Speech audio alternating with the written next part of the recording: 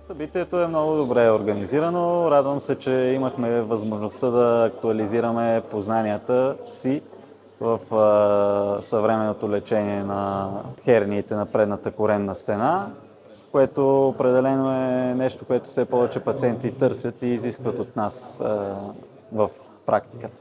Бихте ли приложили нещо във вашата практика от наученото днес на курса? Със сигурност уменията са много важни. Все по-голям процент от пациентите трябва и редно да бъдат оперирани съвременните методи лапароскопски, тъй като резултатите очевидно, а и науката доказа, са много по-добри за тях. Чудесно! Към кой от нашите workshop имате най-голям интерес?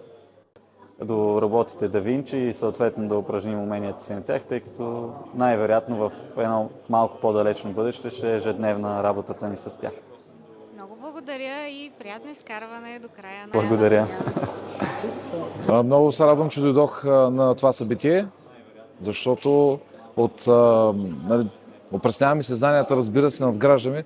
И най-много ми хареса, че имаше огромно време отделено на това как да се справим с усложненията, когато възникнат и как да ги профилактираме.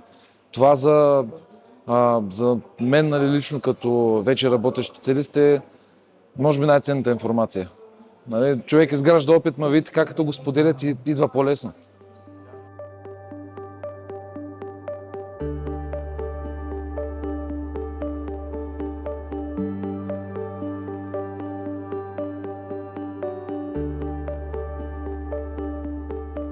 Кажем, че благодарим, че наистина за пореден, това вече всички го казаха, за пореден път се организира и дано да продължи така.